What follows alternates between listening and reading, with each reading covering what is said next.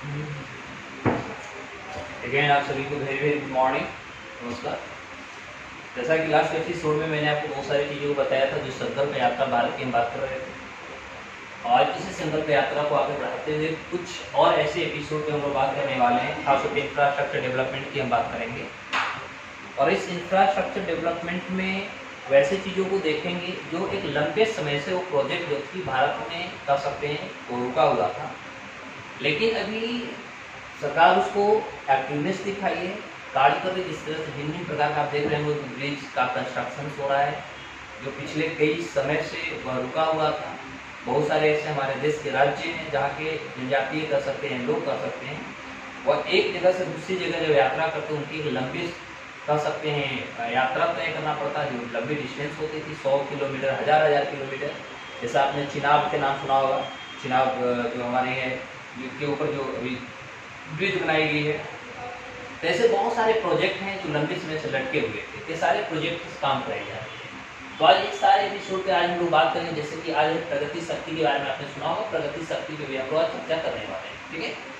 ये जो प्रगति शक्ति के बारे में यदि हम लोग बात करें तो इसमें जैसा कि देखा जाए जो माननीय प्रधानमंत्री जी के द्वारा कहा गया है, तो एक लंबे समय से जो प्रोजेक्ट पर काम नहीं हुई थी, यह प्रगति शक्ति एक प्लेटफॉर्म लॉन्च की गई थी। और इस प्रगति शक्ति प्लेटफॉर्म के आधार पर माननीय प्रधानमंत्री जी ने एक उसमें कर सकते हैं जीवन, या कर सकते हैं उसमें एनर्जी, शक्ति सरकार ने उसमें झोंकने की कोशिश किया, जिससे कि जो कार्यों की अवधि एक कर सकते हैं स्लो चल रहा था, मंद गति से चल रही थी, उसे अब आगे बढ़ाने की कोशिश की गई। अब बात होता है कि किसी भी प्रकार के जो इंफ्रास्ट्रक्चर डेवलपमेंट या किसी प्रकार का विकासात्मक जो हम कार्य करते हैं, तो ये सारे कार्य को करने के लिए केवल केंद्र सरकार ही नहीं इसके लिए जिम्मेवार हो सकती, बल्कि हम कह सकते हैं कि जब तक कोलैबोरेशन नहीं बनेगा, जिसको हम सहयोग कर सकते हैं, जब सहयोगात्मक जब दृष्टि से हम आगे बढ़ते हैं, चाहे वो केंद्र हो और राज्य हो, और जिस राज्यों में इसकी हम कह सकते हैं प्रोग्रेस करना है, इसको बिल्डअप करना है, सेटअप तैयार करनी है, तो वहाँ पर जब केंद्र और राज्य दोनों के बीच में जब समन्वय बन जाता है, तो बनने के बाद वो प्रोजेक्ट जो होता है बहुत कम समय में वो इम्प्लीमेंट हो जाता है। तो ऐसी गतिविधियों पर आज हम लोग चर्चा करने वाले हैं। छोटे छोटे कुछ ऐसे पॉइंट्स होंगे जिस पर आज हम लोग चर्चा करने वाले हैं। तो इस तरह से यदि देखा जाए तो टू द पॉइंट, और वो जो होगी डेटाबेस में हम डायरेक्ट बात करेंगे। तो इस तरह से देखा जाए तो जो अभी प्रगति चल रही है, इस पर लगभग 320 ऐसे प्रोजेक्ट्स हैं जो भारत में भी लॉन्च हुए हैं। 320 प्रोजेक्ट पे काम चल रहा है और टोटली जो इस पर खर्च हो रहा है लगभग 15 लाख करोड़ रुपया की इस पर इन्वेस्टमेंट आ रही है, जो प्रगति शक्ति चल रही है। ये माननीय प्रधानमंत्री जी जब 40वां जब इसका संगोष्ठी चल रहा था, सम्मेलन चल रही थी, तो 40वां संगोष्ठी में बातों को उन्होंने रखा। अब देखने वाली बात है, जैसे अटल टनल आपने देखा होगा, अटल टनल स्टार्ट हो गई। ये प्रोजेक्ट 2002 का प्रोजेक्ट था, जिसे 2020 में इसको इनॉग्रेट किया गया। कोसी रेल ब्रिज जो बिहार का है, और कोसी को हम सभी जानते हैं कि बिहार को इसे सो कहा जाता है। तो इस पर 2003 से प्रोजेक्ट चला था, जो 2010-20 में इस पर इनॉग्रेशन हुआ। पेरिफेरल एक्सप्रेस वे 2003 आए, 2018 में कंप्लीट हुआ। बीदर कालबर्गी रेल लाइन जो थी 2000 में आया, 2017। इस तरह से पैक्योंग है, पारादीप है, कोल्लम है, सरयू है, और एक सबसे इम्पोर्टेंट जो होगा, अभी हो सकता है एग्जाम में सबसे ज़्यादा पूछा जा सकता है क्योंकि ये बहुत रिसेंट का चीज़ है, यह है गोरखपुर में एक फर्टिलाइजर प्लांट जो पिछले 1990 से बंद हो चुका था। गोरखपुर उत्तर प्रदेश में पाया जाता है। तो यहाँ पर जहाँ से उत्तर प्रदेश के मुख्यमंत्री योगी आदित्यनाथ जी के कह सकते हैं कर्मभूमि रहा है, तो यहाँ पर गोरखपुर में जो था कह सकते हैं उर्वरक कारखाना जो थी वो 1990 से यहाँ पर बंद पड़ी हुई थी, जिसे पुनः सरकार ने 2021 में इसको स्टार्ट कर दिया है। यानी कह सकते हैं वहाँ से पुनः इसका इंफ्रास्ट्रक्चर को डेवलप कर करके इसका जो प्रोडक्शन थी इसको आगे बढ़ाने के बाद किया जा चुका है। तो ये सारे प्रोजेक्ट के आधार पर यदि हम देखते हैं तो इस प्रोजेक्ट में कुछ ऐसे इंपॉर्टेंट चीज़ों को हमें स्टडी करनी होगी, याद करनी होगी, जो आपके एग्जाम के लिए सबसे इंपॉर्टेंट हो सकता है। वह क्या है, वो चीज़ों को थोड़ा हम लोग स्टडी कर लें, देख लेते हैं। तो ओवरऑल यदि देखा जाए तो कंस्ट्रक्शन जो रोड की चल रही है, रोडवेज की जो कंस्ट्रक्शन चल रही है, उसमें खुदाई भी चल रहा है। इसमें थोड़ा सा कोलाबोरेशन कर सकते हैं, राज्य और केंद्र के बीच में ना कोलाबोरेशन होने के कारण ही एक लंबी समय लग गया है। लेकिन अब कोऑर्डिनेशन जब आगे बढ़ रही है तो हम कर सकते हैं कि लगभग 107 लाख करोड़ का गति शक्ति जो नेशनल मास्टर प्लान जो है ये अक्टूबर 2021 में लॉन्च किया गया था।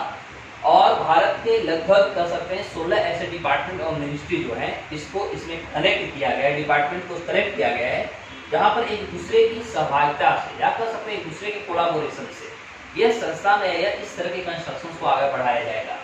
इसमें क्या हुई है कि जो इंफ्रास्ट्रक्चर जो हमारा प्रोजेक्ट था इसको और बिल्डअप किया गया है, जिससे कि कह सकते हैं गति शक्ति का जो परिदृश्य था इसमें एक बहुत बड़े बदलाव देखने को मिला है। साथ ही साथ कह सकते हैं कि अगले जो हमारा फाइनेंशियल ईयर होगा उसमें लगभग 25,000 किलोमीटर का नेशनल हाईवे का एक्सपेंशन की बात किया जा रहा है। मतलब 25,000 किलोमीटर और कह सकते हैं नेशनल हाईवे इसमें और बनाए जाएंगे, जिसमें लगभग 60 किलोमीटर का रोपवे प्रोजेक्ट में इसमें भी इन्वॉल्व किया गया है। और वह होगा कवच, उसका नाम दिया गया कवच, जो लिंक करेगा सेफ्टी टू द रेलवेज। और ये हमारी जो रेलवेज है रेलवेज को ये सुरक्षा प्रदान करेगी। और इस आधार पर लगभग 100 ऐसे कार्गो टर्मिनल का भी निर्माण किया जाएगा। जैसा कि आप देख रहे हैं बिहार के पटना गायघाट में जो कार्गो है इसको अभी अत्याधुनिक बनाने की कोशिश किया जा रहा है, क्योंकि जब से हल्दिया और इलाहाबाद के बीच में जब दोनों के जलमार्ग को शुरुआत किया गया था उस समय के बाद दोनों के बीच में यदि देखा जाए तो पटना में जो गायघाट का जो पोर्ट है यह अपने आप एक विश्वसनीयता को रखती है। इसको लेकर के भी इस पर बहुत ज़्यादा काम चल रही है। ओवरऑल यदि देखा जाए तो इस प्रोजेक्ट जब हम पोर्ट की बात करते हैं, जब हम बात करते हैं बंदरगाह की, तो इसमें भी अनेक प्रकार के प्रगति किया जा रहा है, इसमें विभिन्न प्रकार की एक्टिविटीज को किया जा रहा है। जैसा कि मैंने आपको बताया कि हल्दिया की यदि हम चर्चा करते हैं, हल्दिया आपको पड़ जाती है पश्चिम बंगाल में, ठीक है। तो हल्दिया और वाराणसी इलाहाबाद दो के बीच में जलमार्ग की स्टार्टअप किया गया था। तो जब इस इंट्रोडक्शन लाया गया वाटर ट्रांसपोर्ट को जब लाई गई कि वाराणसी और हल्दिया के बीच में इसको लाया जाएगा, तो इसमें एक बहुत बड़े कह सकते हैं सिग्निफिकेंट या महत्वपूर्ण कह सकते हैं इसमें रोल देखने को मिला। इसमें क्या हुई कि वाटर में जो इसको सबसे पहले जो डेवलप किया जा रहा है वो इकोसिस्टम के आधार पर डेवलप किया जा रहा है। इकोसिस्टम सबसे पहले सबसे इंपॉर्टेंट बात जो होगी, हो सकता है एग्जाम में पूछा जा सकता है कि बनारस और हल्दिया के बीच में जो अभी वाटर ट्रांसपोर्ट को लॉन्च किया गया है यह किस सिस्टम के आधार पर होगा। इसको हम डायरेक्ट याद कर लेंगे, एक इकोसिस्टम होगा, इसको डेवलप किया जा रहा है। और ये जो डेवलप किया जा रहा है यह आत्मनिर्भर भारत जो विजन भारत सरकार की है, जो कोरोना के पीरियड में भारत सरकार ने यह एक विजन को लाई थी। इस विजन के तत्वाधान में कर सकते हैं या के अंतर्गत कर सकते हैं, सरकार जो है इस हल्दिया वाराणसी वाटरवेज को आगे बढ़ाने की कोशिश कर रही है। और इसमें भारत के बहुत सारे, भारत तो हमारा है ही, इसमें इंडिया के साथ साथ भारत के बहुत सारे ऐसे पड़ोसी देश जो होंगे ये चीजों से कनेक्ट होंगे, जुड़ेंगे। और इससे सबसे ज्यादा फायदा होगा कि रोजगार का एक अवसर प्रदान होगा, एक रोजगार मिलने की कोशिश होगी। जैसा कि हम जानते हैं कि विश्व में भारत एक ऐसा राष्ट्र है जो हमारा पड़ोसी राष्ट्र जो नेपाल है, नेपाल को हम कलकत्ता पोर्ट जो हमारी है बंदरगाह है उसे हम एक कह सकते हैं कि संधि के तहत, एक पड़ोसी फर्स्ट नीति के तहत भारत जो है नेपाल को उस क्षेत्र को दे दिया है कि वो उसका यूटिलाइज करे, ठीक है। तो इस तरह से हम अगस्त की यदि हम बात करते हैं तो अगस्त में एक कंसाइनमेंट या कह सकते हैं एक पोर्ट को रवाना किया गया जो जिस पर मारुति कार उस पर लदी हुई थी। और यह बनारस से लेकर के इसको हल्दिया तक इसको चला करके ट्रायल किया गया था। पहली बार ये ट्रायल करके देखा गया कि क्या ये सफल होता है या नहीं, पहला ट्रायल। इसमें क्या हुआ, तो अब होता है कि जो हमने बात किया वाराणसी का मतलब उत्तर प्रदेश हुआ, और यहाँ हल्दिया की बात हम करें ये तो वेस्ट बंगाल होगा। तो क्या ये दो राज्य ही इसमें जुड़ रहे हैं? ऐसी बात नहीं है साहब, क्योंकि गंगा जो है बीच में बिहार में आता है, ठीक है। तो इसमें क्या होगा कि इसमें उत्तर प्रदेश के साथ ही साथ बिहार होंगे और झारखंड होंगे तथा पश्चिम बंगाल, ये तीनों राज्य इससे जुड़ेंगे। और खास तौर पे भारत के जो सबसे बड़ी भाग जो हमारा ईस्टर्न इंडिया है यानी पूर्वी पूर्वोत्तर जो हमारा भारत है, इसको सबसे ज्यादा इससे फायदा होगी। जो हल्दिया और वाराणसी के बीच में जो वाटरवेज को आगे बढ़ाया जा रहा है, विकसित किया जा रहा है, इसमें सबसे ज्यादा जो फायदा होगी यह फायदा होगी तीनों राज्य को। साथ ही साथ जो हमारा ईस्टर्न पार्ट ऑफ इंडिया का जो स्टेट्स हैं, पूर्वोत्तर भारत के जो राज्य हैं, उनको इससे सबसे ज्यादा फैक्टर होगा। ऐसे क्या होगा कि जो हमारा ट्रांसपोर्टेशन से यानी यातायात के साधन जो सबसे ज्यादा ये हमारा भी लैंडवेज पे कर सकते हैं, रोडवे पे जो सबसे ज्यादा इसकी दबाव बनी हुई है यह कहीं न कहीं घटेगी। दूसरी बात होगी कि सबसे ज्यादा जो हमारा ईंधन यानी कह सकते हैं डीजल और पेट्रोल की जो हम खपत कर रहे हैं, और ये हमारी निर्भरता जो अन्य देशों पर बना हुआ है, खासतौर पर हम यदि कहें तो गल्फ कंट्रियों पर जो हमारी बनी हुई है, ये थोड़ा सा आगे जाकर कम होगी। क्योंकि जब हम वाटरवेज ट्रांसपोर्ट की बात करते हैं और रोडवेज ट्रांसपोर्ट की बात करते हैं, तो इसमें बहुत ज़्यादा चीप आप कह सकते हैं, सस्ता जो हमारा यातायात होती है वो हमारा वाटरवेज से हो जाता है। तो सरकार चाहती है कि इस चीज़ों को हम आगे बढ़ाएं।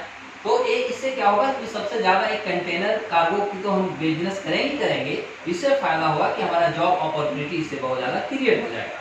वर्तमान में यदि देखा जाए, वर्तमान हो सकता है आपसे एग्जाम में पूछा जाए, तो वर्तमान में भारत में यदि देखा जाए तो टोटल जो है भारत में 111, ध्यान देंगे, भारत में टोटल 111 जो है हमारे पास नेशनल वाटरवेज है। टोटल कितने हैं? 111 हमारे यहाँ नेशनल वाटरवेज हैं। और ये जो 111 नेशनल वाटरवेज हमारे यहाँ है, ये भारत के लगभग 24 राज्य जो है, 24 राज्यों में ये टोटल पाए जाते हैं। तो ये आपके लिए बहुत इंपॉर्टेंट होगी और एग्जाम के लिए होगा।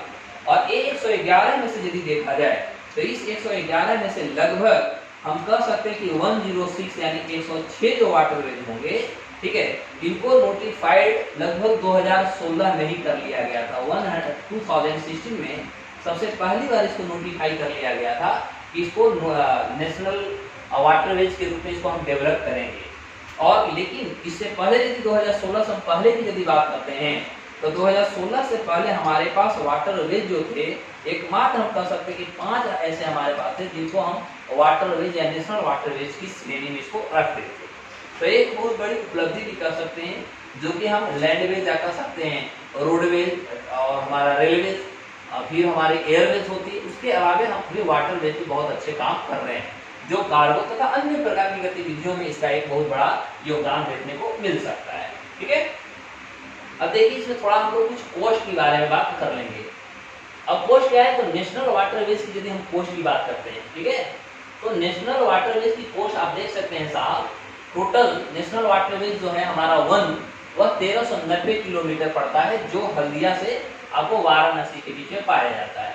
तो आपके आने वाले एग्जाम के लिए बहुत इंपॉर्टेंट हो सकता है। ठीक है, तो एग्जाम में आपसे एक क्वेश्चन पूछा जा सकता है, तो इसका आप डायरेक्ट भी जवाब इसको दे सकते हैं कि यह टोटल हमारे कितना है।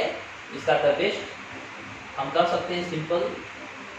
तो अभी देखा जाए तो हल्दिया और वाराणसी दोनों के बीच में यदि हम टोटल डिस्टेंस को देखते हैं, तो टोटल डिस्टेंस जो हमारे पास है वह टोटल है 1300, एक बार आप स्क्रीन को हम साफ कर देता हूँ, ठीक है, तो टोटल है 1390 किलोमीटर हमारा डिस्टेंस पड़ती है। कोस्ट जो हमारा पड़ रहा है इसको डेवलप करने में लगभग देख सकते हैं 4634 करोड़ रुपया का कॉस्टिंग पड़ रहा है।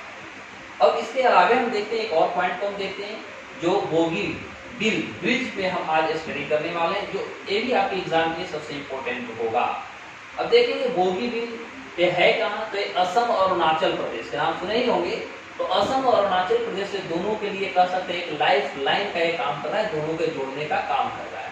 तो यह अपने आप में भारत के लिए बहुत बड़ा कह सकते कंट्रीब्यूशन ये सब देखने को मिलेगा। ये सारी चीज़ों को भी हम लोग स्टडी करते जाएंगे, आने वाले एग्जाम में आपको बहुत इंपॉर्टेंट होगा।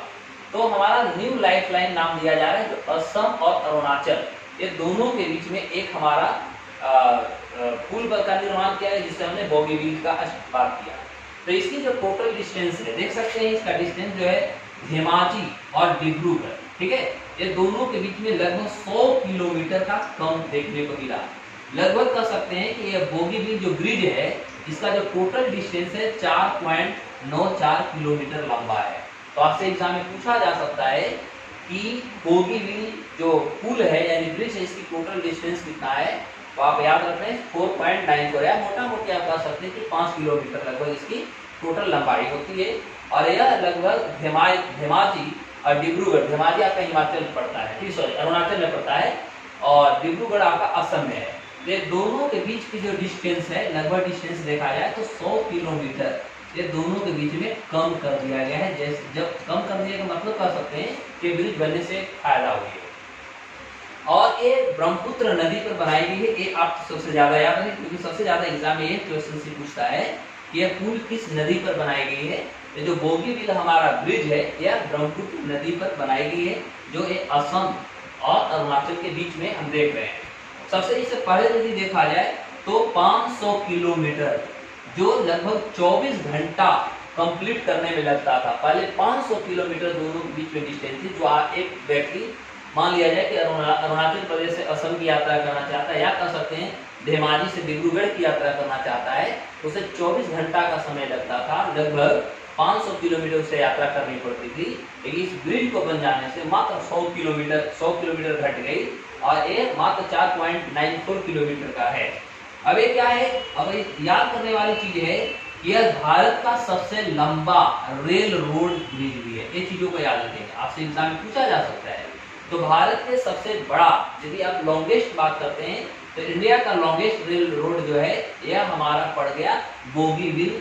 जो हमारा ब्रिज है ये आपको अब सबसे बड़ा हो गई है, जो लगभग कर सकते हैं above and rail below, railway से नीचे, रेलवे नीचे है और एक ऊपर जो है वो आपका रोडवेज है। और इसका डिमांड जो थी बोगीबील ब्रिज का, ये 1965 से ही किया गया था, 1965 से ही किया जा रहा था। लेकिन it has 39 guides of 125 metre each, तो ये इसकी एज है। तो इसकी डिमांड जो थी 1965 से किया जा रहा था, लेकिन अभी तत्काल अभी हम देख सकते हैं कि 2021 में इसको पुनः इसे उद्घाटन किया जा चुका है, या कह सकते हैं इसको इनॉग्रेशन किया जा चुका है। तो ये सारे आपके एग्जाम के लिए बहुत इंपॉर्टेंट हो सकते हैं, ये चीज़ों को भी आप याद रखें। फिर हम लोग इसी तरह से कुछ एपिसोड, और कल से आपको बता दूं कि अगले क्लास से अब बीपीएससी मेंस का इकोनॉमिक्स जीएस का जो क्लासेस होंगे वो कल से हो सकता है समय निकाल के एक हम आपको वीडियो बनाते रहेंगे और आप अपना प्रिपरेशन है उसमें बूस्टअप आप देते रहें। फिर हम लोग मिलते हैं इसी तरह एक टॉपिक के साथ। तब तक के लिए नमस्कार, बाय बाय, जय।